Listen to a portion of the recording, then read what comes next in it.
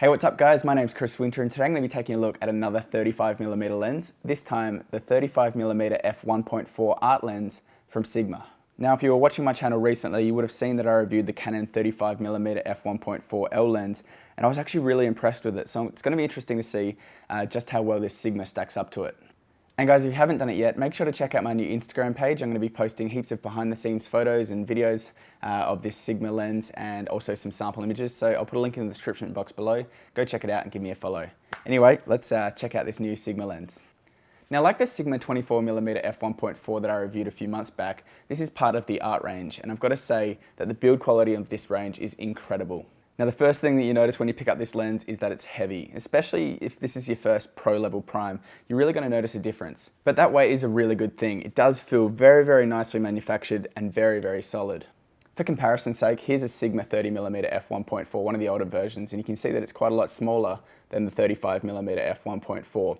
In terms of weight, there's actually quite a big difference. This one's definitely quite a lot heavier. I actually really like this lens, it's one of my favorites, but yeah, you can definitely feel a big difference in build quality and size with these two lenses. Now, I also really like the way that these art lenses are designed. There's no flashy colors, there's no red rings, there's no gold rings. And you know what? They have a very modern design and it's really quite understated. Now, as you'd expect on a lens like this, we do have a very nice metallic mount on the back here. We also have that focus window, something that you guys know that I really do like. And on the front here, we have a very, very nice focus ring, very smooth, very large, and it's one of the nicest that I've seen on any lens lately. Again, there is no weather sealing on this lens, which is a little bit disappointing, but overall in terms of build quality, this lens, it's very, very hard to fault. It is a fantastic lens and it's definitely going to hold up to many years of use. Hey guys, if you want to see a full-on head-to-head battle between the Sigma 35 1.4 and the Canon 35 1.4, let me know by leaving a thumbs up on this video and we'll see which one comes out on top.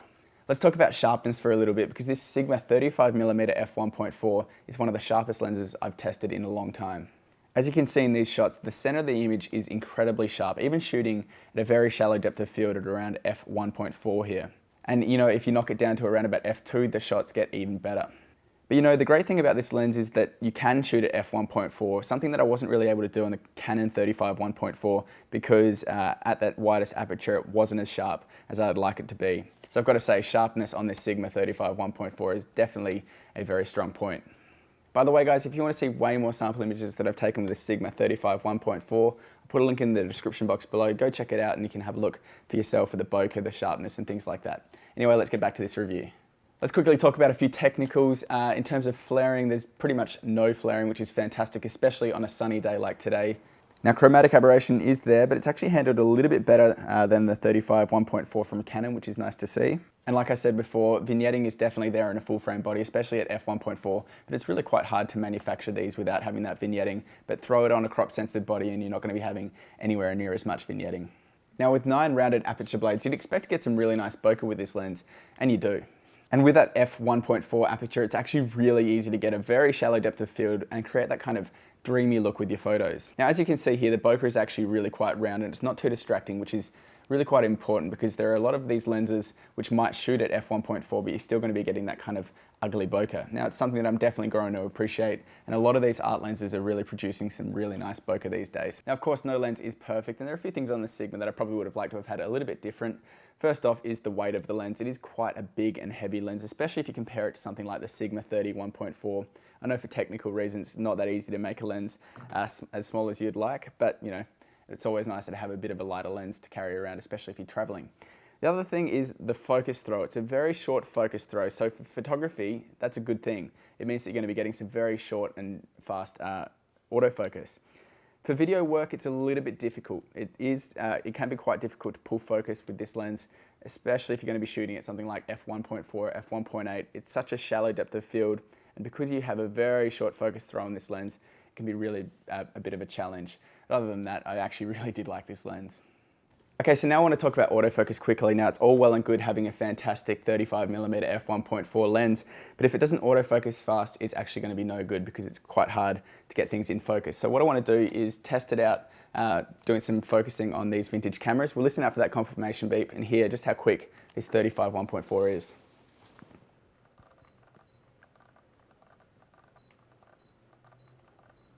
Oh, it definitely feels very quick. Oh, in fact, Compared to the Canon, this one's even quicker. Now it does have a little bit of a funny whirring sound, this Sigma, but I've got to say that's a very, very quick focusing lens. Now like I did with the Canon 35mm f1.4, I'm now going to throw it on my Canon 70D and we'll see how it autofocuses in video with that dual pixel autofocus. Okay, so we're on the Canon 70D now. Let's see how this works. It's quite a noisy lens actually. I'm not sure if you can pick that up on the microphone, but it is focusing very, very well. Now you wouldn't want to have the microphone on top of the actual camera because it would get picked up. But other than that, for video work, this seems like this could be a fantastic lens. Now if you want to see all of my image samples from this Sigma 35mm f1.4, checking out the bokeh and things like that, I'll put a link in the description box below. Go check it out and take a look for yourself. So there you go guys, that was my review of the Sigma 35mm f1.4. What a fantastic lens, highly recommended for both full frame and crop censored bodies. Now if you want to see me do that full-on comparison between the Canon 35 1.4 and the Sigma 35 1.4, let me know in the comments down below. Hope you guys are having a fantastic day. Make sure to check me out on Instagram and I'll see you guys later. Bye.